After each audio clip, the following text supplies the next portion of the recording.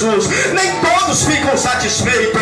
Nem todos ficam satisfeitos, pastor, pela nossa bênção. Nem todos ficam satisfeitos pela nossa vitória. Nem todos ficam satisfeitos quando você sobe mais um degrau. Nem todos ficam satisfeitos quando você toma posse de uma posição. Nem todos ficam satisfeitos quando o Senhor derrama a tua unção, a tua glória sobre a tua vida. Mas eu vim aqui nessa noite para dizer para a igreja de Jesus Cristo que eles aceitando ou não, querendo ou não, quem lhe chamou foi o Senhor, quem levantou você foi o Senhor, quem vai te honrar e quem vai te exaltar é aquele que fez o céu e fez a terra.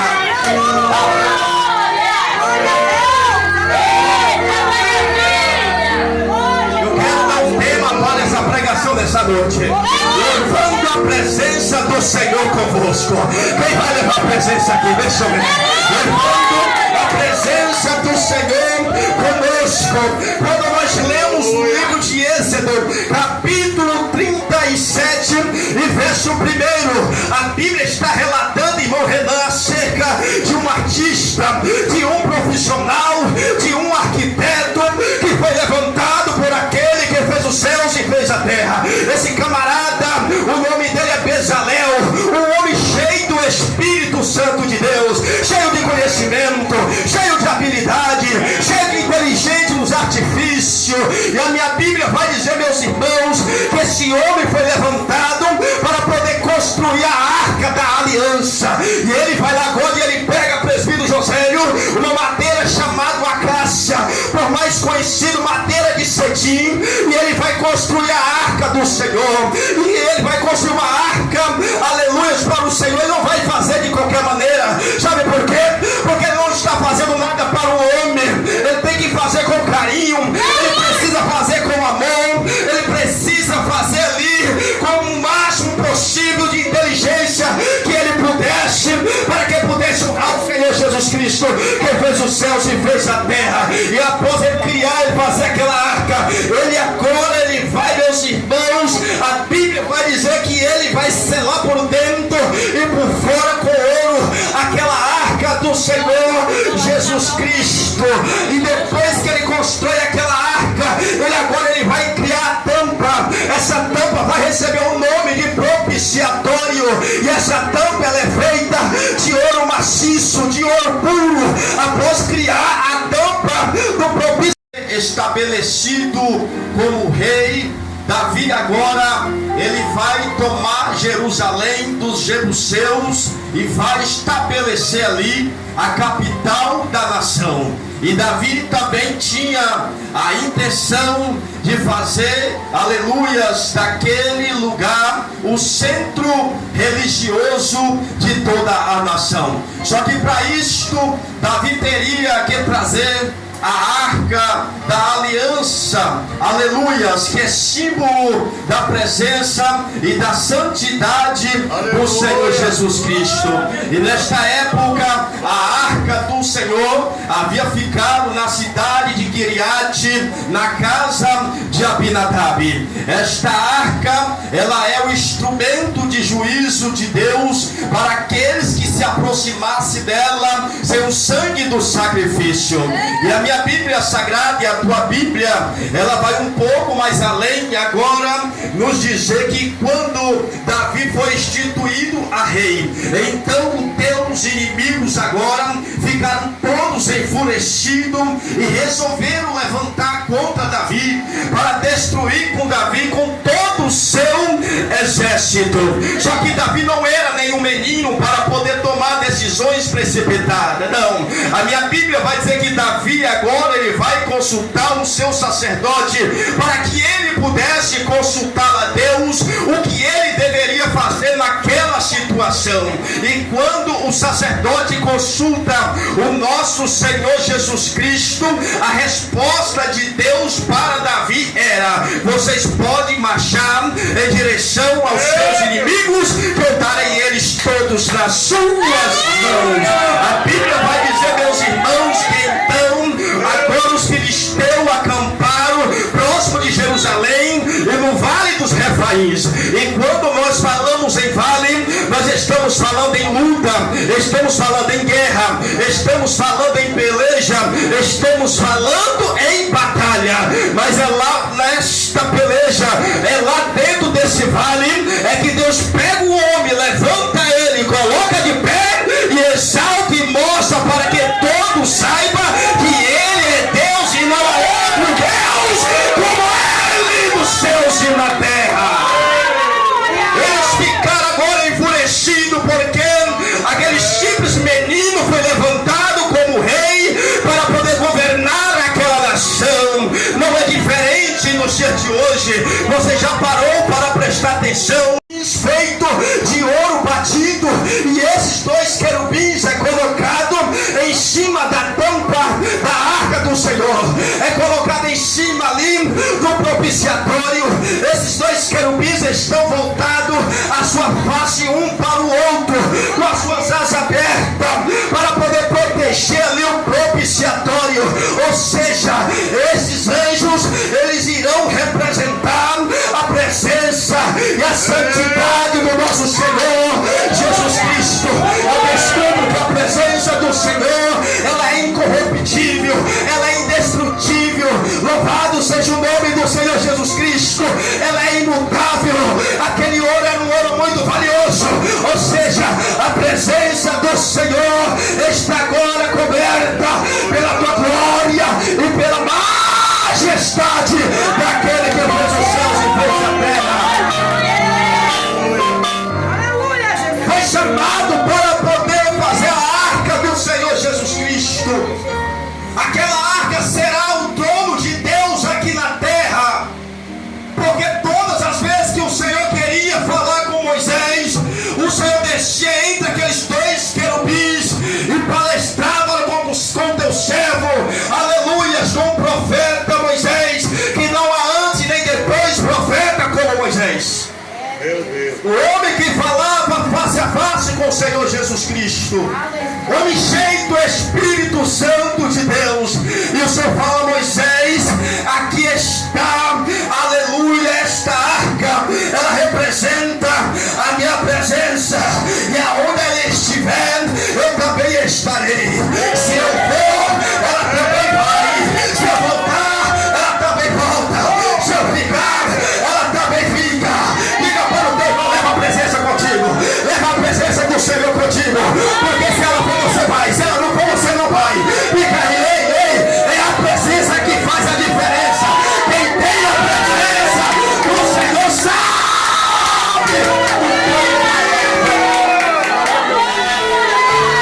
Glória a Deus.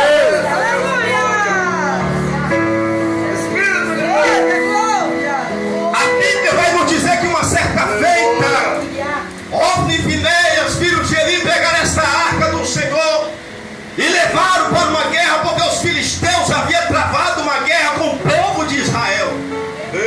E lá nesta guerra o povo de Israel foram feridos e foram vencidos e perderam a guerra. E os anciãos deram ordem para que eles trouxessem a arca do Senhor. A arca do Senhor não pode ser transportada para qualquer lugar. A arca do Senhor não é qualquer um que pode transportá-la a ela. E a Bíblia vai dizer que então Ofni e Finéias pegaram a arca do Senhor e levaram para aquela guerra. E mais uma vez os filhos de Israel perderam aquela guerra, foram feridos. E agora os filisteus pegaram a arca do Senhor e levaram para o seu território, levaram para a sua cidade. Chegando lá, pegaram a arca do Senhor, colocou perante um Deus que ele servia por o nome Dagom. Dagom, louvado seja Deus. Ou seja, eu vejo aqui um modelo de mais nada por ninguém. Mas a minha Bíblia vai dizer, meus irmãos, que esta presença ela é forte. Esta presença ela faz a diferença. Pegaram a arca do Senhor, colocaram em frente o Deus Dagom, e eles foram para suas casas dormir. Mas de manhã cedo eles levantaram, abriram a porta, vieram ver como estava a arca do Senhor diante do seu Deus, que não fala, que não ouve, que não faz nada. Quando chegaram lá, o seu Deus estava caído diante da arca do Senhor Jesus Cristo. Eles foram lá, levantaram o seu Deus Dagom, colocou sobre o pedestal mais uma vez e foi embora. E no dia seguinte eles voltam novamente, e quando eles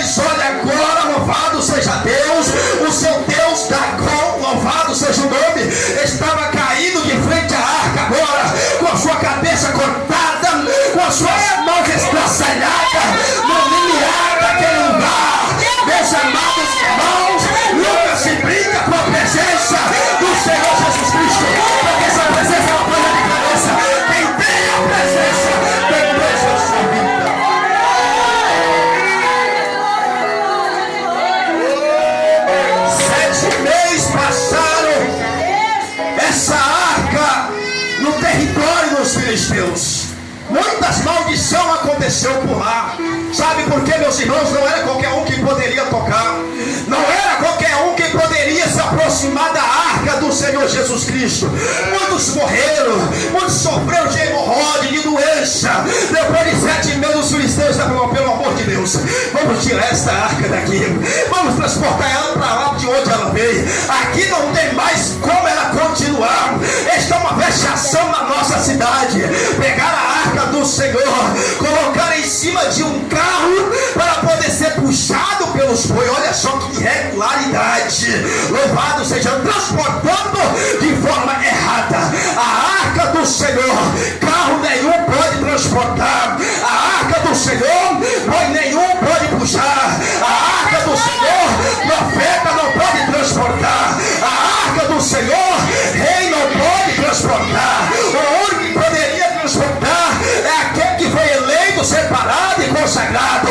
Ele tinha um compromisso, aleluia, de carregar a arca do Senhor, e aquele que levasse teria que levar sobre os seus ombros. Só os levitas poderia levar a arca do Senhor. Sabe por que em cima dos ombros? Porque os ombros é responsabilidade, e nem todos estão prontos para assumir a responsabilidade. Sabe por quê?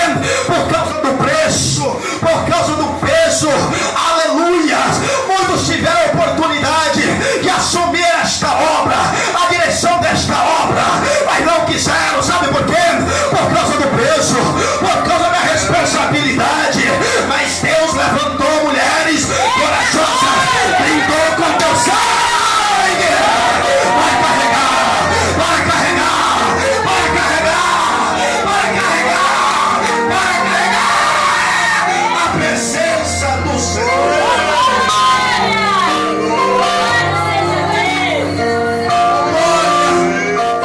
Oh, aleluia!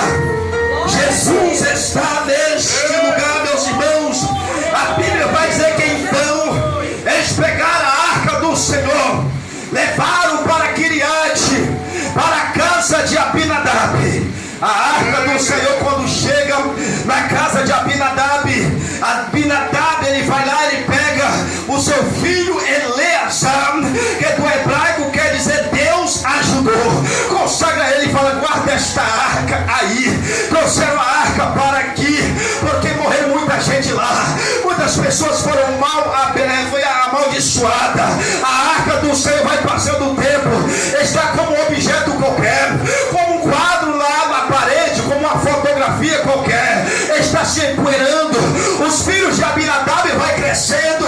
Abinadab não tem nenhum pingo de preocupação para ensinar os teus filhos se prostrar e adorar o Senhor diante daquela arca. E lá foi, 20 anos se passou, aquela arca na casa de Abinadab, esquecida, empoeirada. Mas a minha Bíblia vai dizer, meus amados irmãos, que assim que Davi, ele foi constituído rei de toda a nação, ele então agora resolveu trazer a arca do Senhor para Jerusalém, para a sua cidade. Então o Senhor reúne, Davi reúne agora os seus 30 mil homens, músicos, reúne todos os soldados, levitas, pegaram as suas harpas, os seus tamborins. Vamos lá, vamos buscar a arca do Senhor Jesus Cristo.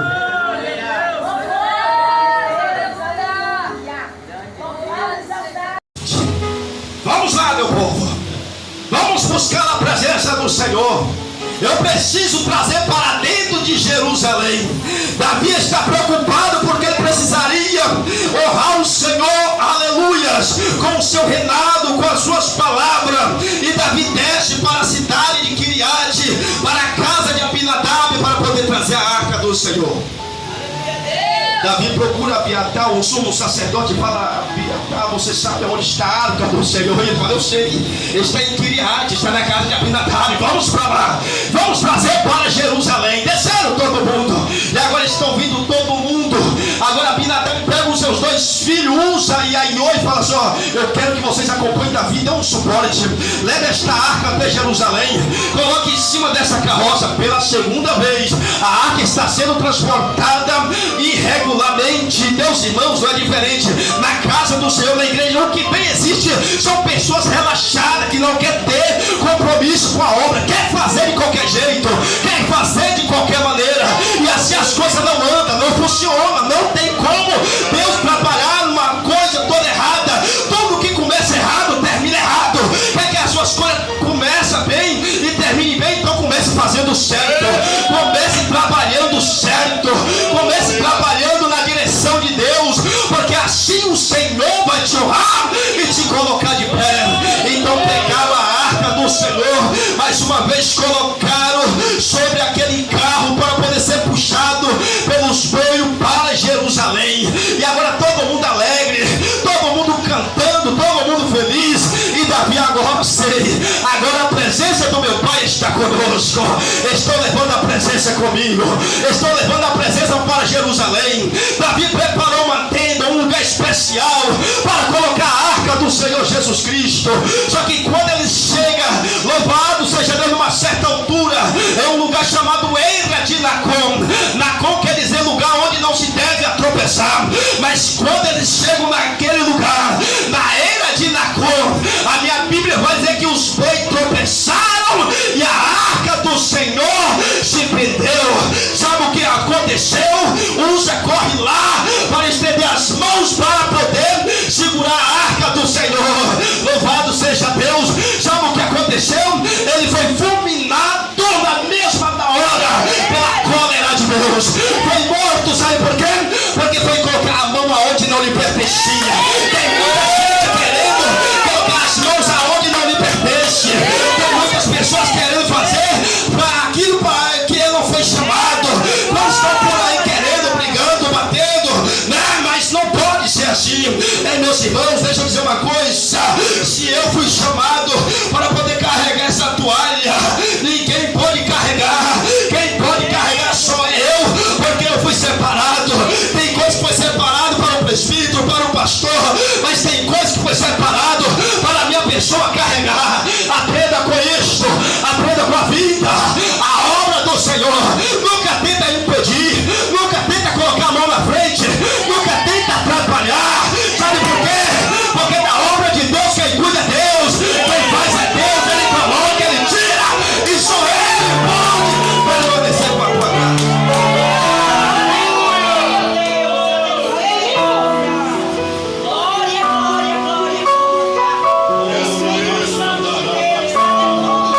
Davi, que estava alegre, agora está entristecido. Todo mundo que estava cantando agora está chorando. Sabe por quê? Porque Deus abriu rotura e unça naquele dia. O Senhor naquele dia agiu com a sua ira, porque a arca do Senhor não pode ser transportada de qualquer maneira. A arca do Senhor não é qualquer um que pode carregar. Davi está dizendo lá em 2 Samuel capítulo 6 e verso 9, dizendo: como virá a minha arca do Senhor Jesus Cristo? Ou seja, Davi está falando: como me virá agora a presença do Senhor? Como eu vou levar a presença do Senhor? Davi sabia que ele não poderia mais dar continuidade naquela viagem. Davi sabia que a mão de Deus havia pesado sobre aquele homem, porque estava sendo transportado de forma errada. Davi olha para um lado, ele olha para outro, e quando ele vê na distância uma taperinha, uma casinha que ninguém dava nada por ela, Davi está falando: vamos lá ver, vamos ver quem está morando naquela casa. Nós precisamos deixar a arca do Senhor por aqui. Chegando naquela tapera, naquela pequena, naquela simples casa, Davi bate na porta e chama: ei, olha para cá. A Bíblia vai dizer que Obed-edom, um levita da família de Coré, estava lá no fundo da sua casa com a sua esposa. E quando ele bate na porta, a esposa de Obed-edom vem correndo e olha pela ficha da porta. E quando olha, ela volta com ela e fala: ô amor, sabe quem está chamando ali? Quem está chamando é o rei Davi. O rei Davi hoje chegou na nossa casa. O rei resolveu aparecer aqui para nos visitar. O que é que ele está trazendo de bom para nós? E agora o Obed-edom sai correndo, ele abre a porta e fala: pois não, rei, o que deseja? E agora o rei Davi começa a contar a história do que havia acontecido com aquela arca. E Davi está dizendo: olha, Obed, eu preciso deixar presença do Senhor aqui na sua casa. Será que você poderia me dar um lugarzinho onde eu posso deixar aqui a arca do meu Senhor Jesus Cristo? E eu Obed-Edom fala: rapaz, vocês não devem, mas vocês podem guardar. Mas aonde é que eu posso guardar, Obed-Edom? Lá naquele quarto, lá no canto daquela parede? Não, eu quero que traga a arca e coloque aqui no centro da minha casa. Essa arca vai ficar no centro da... Mas por que, Davi? É porque eu preciso que ela fique exposta, que ela fique visível, que todo mundo sabe que aqui tem algo diferente. É preciso carregar a presença para poder fazer a diferença. A arca do Senhor vai ficar na casa de Obed-Edom, no centro da sua casa, ali no meio da tua sala. A Bíblia vai dizer que todos os dias, de manhã, meio-dia e à noite, quando ele saía, a primeira coisa que ele fazia, se curvava perante aquela arca e adorava o Senhor Jesus Cristo. Cantava mediante o seu amor. Se ele chegava perante aquela arca, adorava e exaltava o Senhor Jesus Cristo. Chegava de tarde, na mesma noite, e dormia. Amor, vamos ficar, vamos adorar o Senhor, vamos voltar para o meio da casa. Se prostrava e adorava o Senhor. De manhã cedo, quando levantava, colocava o chapéu, colocava a bota. Eu estou indo trabalhar, amor. Tá bom, pode ir, meu filho. Mas quando chegava em frente à arca, tirava o sapato, tirava o chapéu, se dobrava. Senhor, muito obrigado por tudo. Quando ele chegava à tarde, quando ele voltava, tirava o chapéu, tirava o sapato. Meu Deus, muito obrigado pelo dia. Obed-Edom, ele vai ensinar, aleluias, aqueles que não teve nenhum privilégio, aleluia, de receber o que ele havia recebido. A sua mulher, a sua esposa, e Obed-Edom tinha um grande respeito, um grande zelo pela arca do Senhor Jesus Cristo.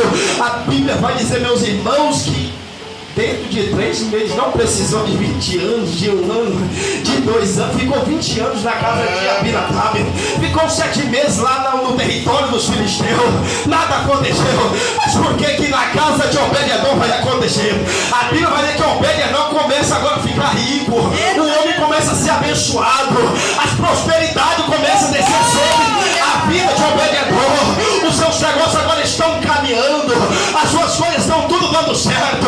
Eu imagino agora os vizinhos falando assim: rapaz, aquele camarada naquela casa de Taipa não tinha nada, aquele cara deve estar fazendo alguma coisa errada.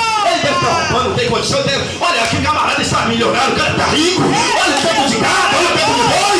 Olha só o que está acontecendo. Aquele homem que não era reconhecido por ninguém, agora está sendo reconhecido por profeta, reis, profeta. Está sendo reconhecido por todo mundo. Olhe para cá, deixa eu te dizer uma coisa. É lá na sua simples casa que você mora, com teus filhos, é que Deus vai te honrar. É lá que Deus vai te exaltar. É lá que Deus vai te colocar de pé. Deus vai mostrar que Ele é Deus sobre a tua vida e ninguém mais pode fazer nada.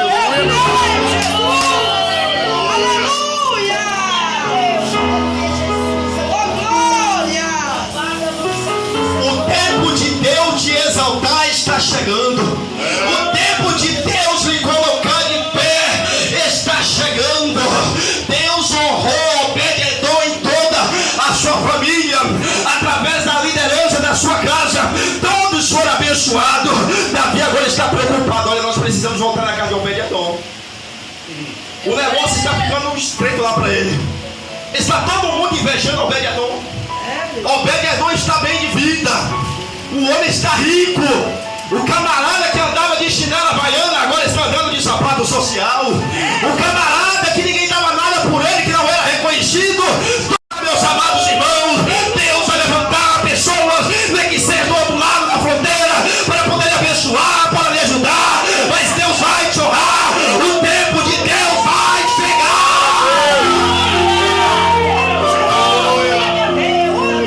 Sabe por que muitos estão com sua vida espiritual lá embaixo? É porque perdeu a presença do Senhor Jesus Cristo. Sabe por que muitos casamentos estão acabando? É porque perdeu a presença do Senhor Jesus Cristo. Sabe por que a